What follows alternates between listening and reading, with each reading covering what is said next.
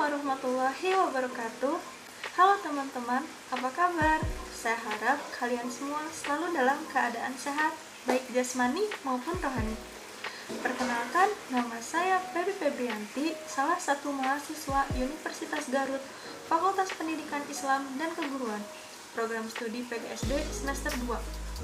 Video ini dibuat bertujuan untuk memenuhi tugas mata kuliah Etika Islam. Pada kesempatan kali ini, saya akan menjelaskan mengenai etika, lebih tepatnya etika dalam bermasyarakat atau bertetangga. Langsung saja kita ke materinya. Etika bermasyarakat dalam Islam. Yang pertama, ada pengertian etika dalam bermasyarakat. Etika dalam kehidupan bermasyarakat merupakan aturan, perilaku, dan sikap terhadap hal-hal yang tumbuh dan berkembang di dalam masyarakat. Tentunya, perilaku dan sikap di atas berdasarkan adat istiadat terkait dengan situasi dan realitas yang membudaya dalam kehidupan bermasyarakat tersebut. Sehubungan dengan perkembangan zaman, mungkin ada salah satu adat istiadat yang tidak sesuai lagi. Oleh karena itu, dengan adanya etika, kita dapat memposisikan diri kita di lingkungan tersebut.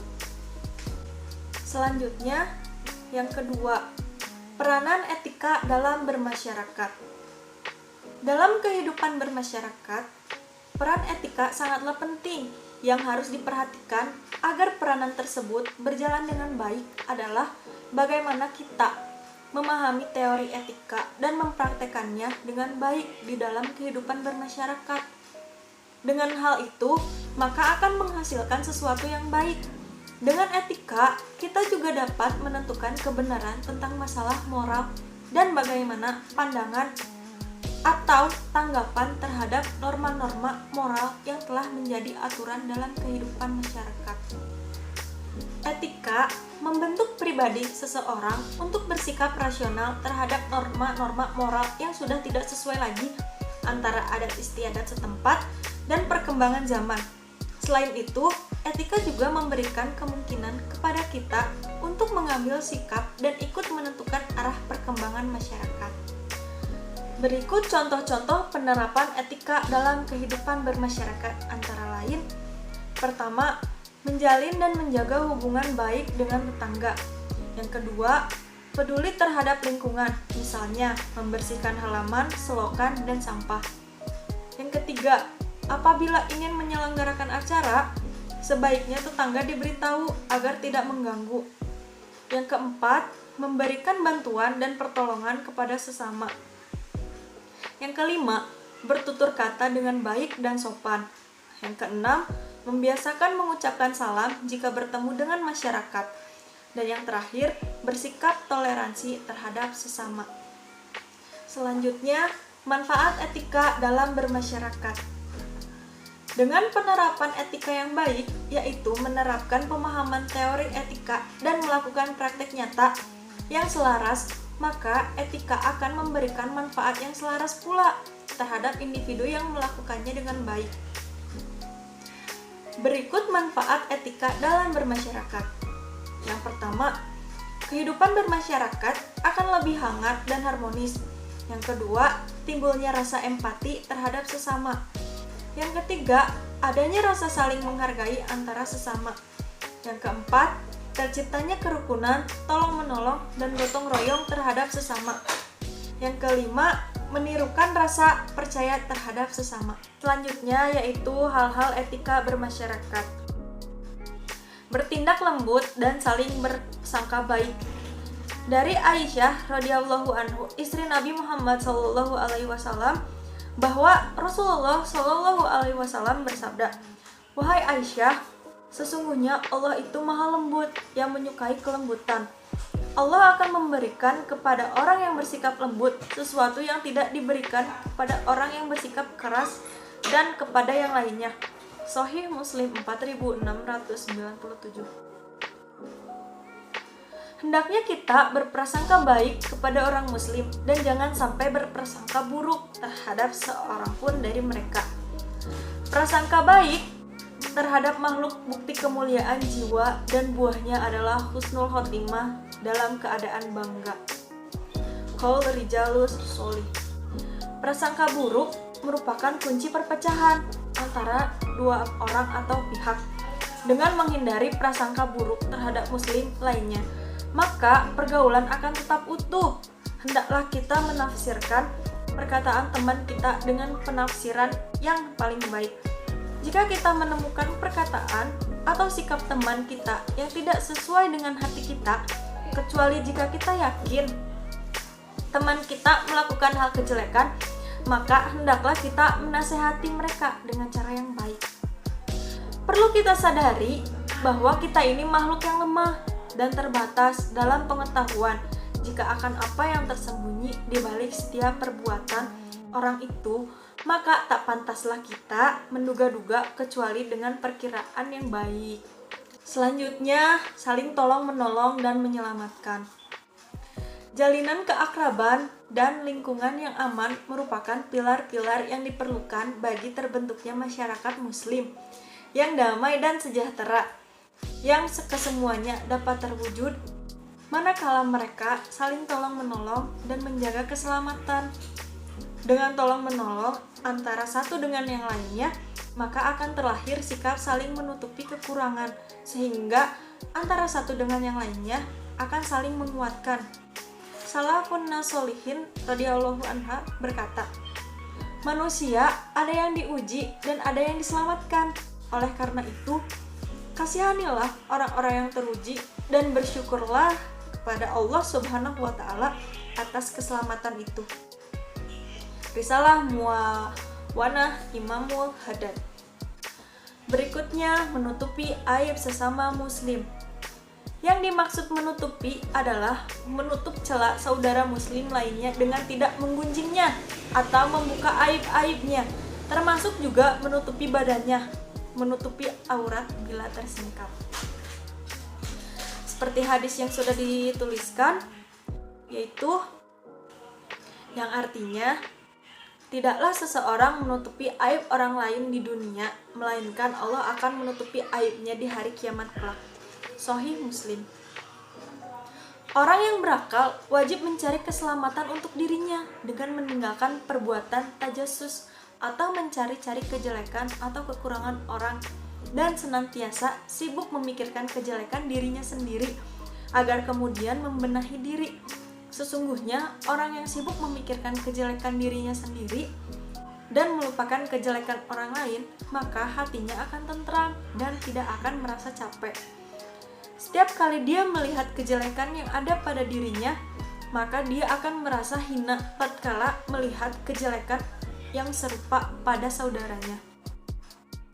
Sementara orang yang senantiasa sibuk memperhatikan kejelekan orang lain dan melupakan kejelekan diri sendiri, maka hatinya akan buta, badannya akan merasa letih, dan akan sulit baginya meninggalkan kejelekan dirinya. Demikian nasihat dari Imam Abdul Hatim bin Hibban al-Busti. Selanjutnya, di sini saya akan menjelaskan tentang etika bertetangga dalam Islam.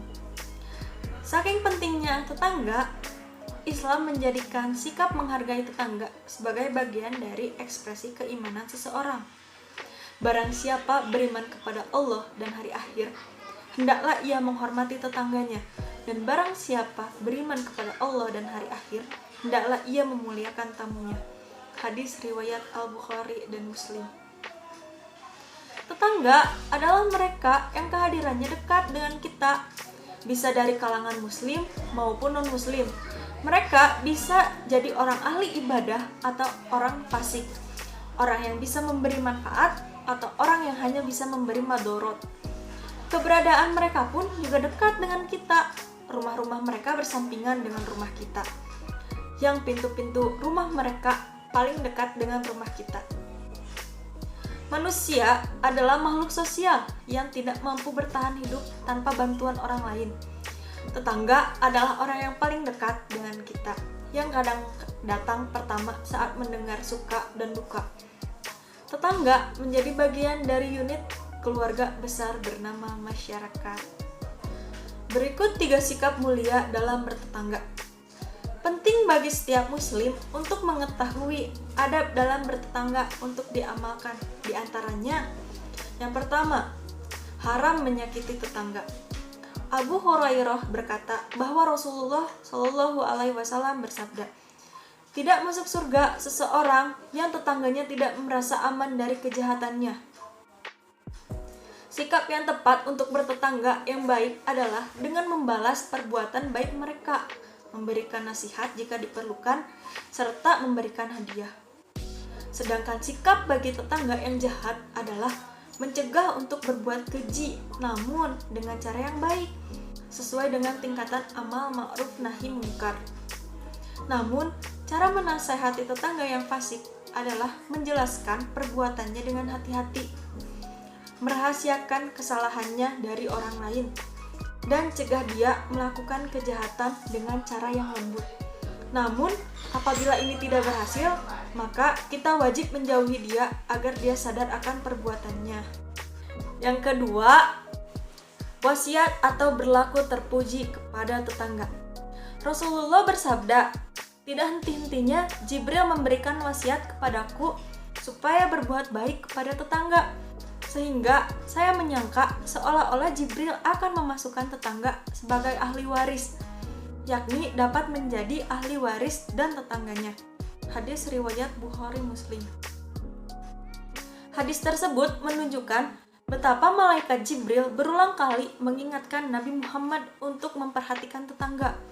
Wasiat Jibril ini sesungguhnya memberikan pelajaran kepada umat Rasulullah. Perlu disadari bahwa perkara dengan tetangga sering memicu konflik antar umat saudara sesama muslim.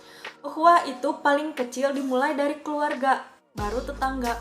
Jika salah satu unsur ini retak, maka persaudaraan sesama manusia lain akan mudah dipatahkan. Unsur tetangga menjadi peran sentral dalam menjaga keharmonisan bermasyarakat. Selanjutnya yang ketiga yaitu anjuran untuk perhatian terhadap tetangga. Rasulullah bersabda, kalau kamu memasak sayur, maka perbanyaklah kuahnya. Kemudian lihatlah keluarga dari tetanggamu dan berilah mereka daripadanya dengan baik. Hadis riwayat Muslim nomor 2625. Hadis tersebut dijelaskan bahwa kita harus senantiasa memperhatikan tetangga, terlebih jika tetangga kita kekurangan. Sikap seperti ini mampu menumbuhkan sikap peduli akan sesama. Dalam Islam, tetangga mempunyai kemuliaan yang terpelihara yang juga dikaitkan dengan adab serta norma dalam beragama. Agama menyuruh umatnya untuk bersikap baik, bertoleransi, dan menjalin hubungan yang baik terhadap tetangga. Karena sikap ini mampu memupuk sikap persaudaraan serta mampu membina ukhuwah Islamiyah dan ukhuwah Basyariyah.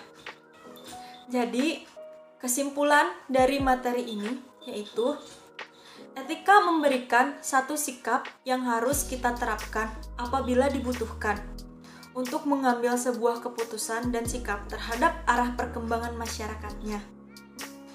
Penerapan etika yang baik akan menghasilkan hasil yang baik pula.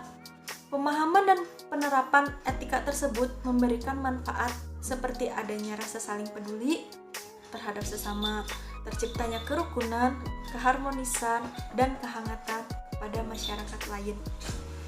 Untuk mendapatkan hasil yang baik, penerapan etika harus dilakukan dengan pemahaman yang benar, yaitu pemahaman tentang teori etika dan praktek nyata dalam kehidupan bermasyarakat.